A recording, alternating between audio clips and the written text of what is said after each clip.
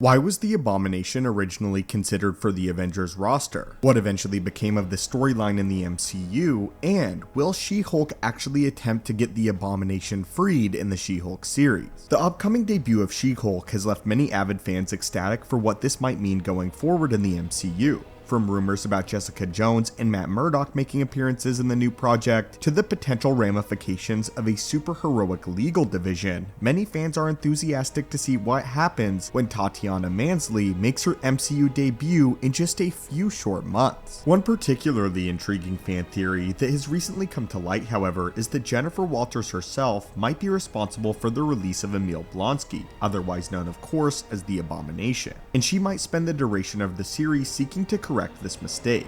This is already based on previously established MCU lore and might spell catastrophic consequences for Walters and Bruce Banner going forward. So, stick with us today, watchers of the Marvel Multiverse, and let's dive into the evidence that Jennifer Walters might actually be playing a hand in expediting Blonsky's release, as well as cover originally why he was released in the first place. The precedent goes all the way back to the post-credit scene of 2008's The Incredible Hulk, where Tony Stark approaches General Ross with the prospect of putting a team together, which was quite famously the early iteration of the Avenger Initiative.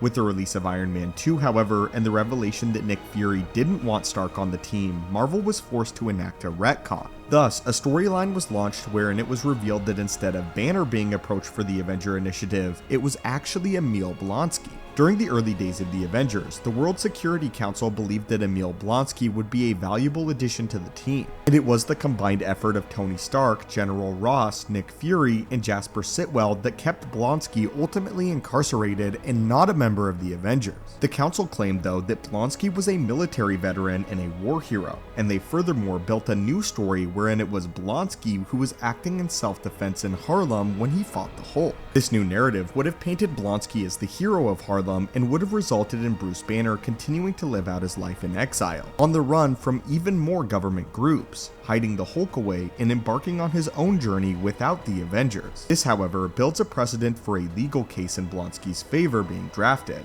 and there are actually several defenses that Blonsky might be able to use now that a superpowered division of heroic affairs is being formed within Walters at the helm, and being formed in the MCU itself. Whether or not they elect to resurrect this narrative as a defense case, or take another approach, this goes to show that Blonsky might have a mixed public perception, especially in reference to the Hulk. While both are titans of destruction and powerhouses of carnage, the Hulk is a mindless behemoth who has been set on blind rampages on multiple occasions. The Hulk has destroyed entire cities when let loose, and under the Scarlet Witch's control, he wreaked havoc on South Africa and was only ever subdued by the Hulkbuster, which was already a contingency plan that was set in place because the Hulk was notoriously unable to be controlled by Banner or anybody else. Ross knew this, Tony Stark knew this, and even Bruce Banner knew it better than anyone, that the Hulk was a loose cannon that could not be controlled. Emil Blonsky, however, maintains his mental state when in his Abomination form, and while his mental state is still less than stable, he has the tactical mind and sound mental state to behave reasonably.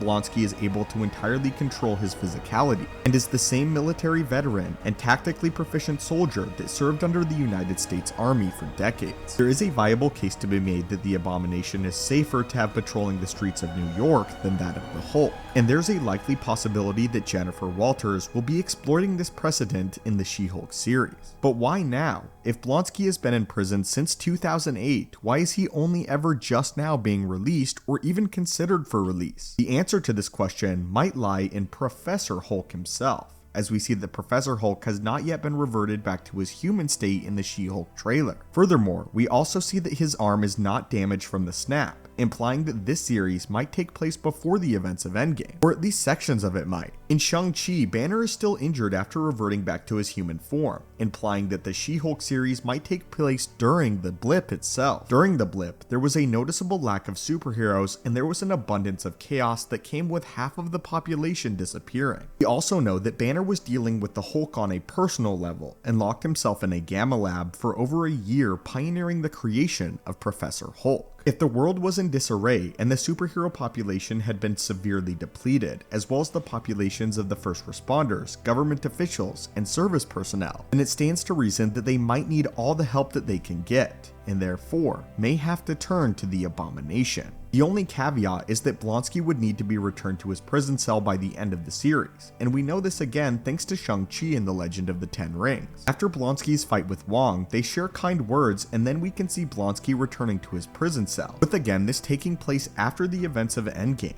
We can also see that this appears to be the same cell from the She-Hulk trailer, implying that after the events of the series, he will be returned to prison. This might imply that during the blip, Blonsky was released for a short duration of time in order to assist with the chaos caused by the elimination of half of all life, only to go rogue and warrant the intervention of Professor Hulk and She-Hulk as they seek to recontain him once again and return him to Alaska. It might also entail, however, Walters being the driving force behind his initial release. And this could indicate throughout the duration of the She-Hulk series, she is seeking to correct this mistake as well as control her transformations. This could spawn a personal journey where Walters grapples with the weight of her actions and the feeling that she was responsible for whatever destruction Blonsky is set to cause throughout the course of the show, giving her personal stakes and again believing and going against what Professor Hulk and others may initially tell her about Emil Blonsky, with us explaining here why it was actually Blonsky that was first considered for the role in the Avengers and not the Hulk. But thanks to Nick Fury and Tony Stark, they were able to shut this down.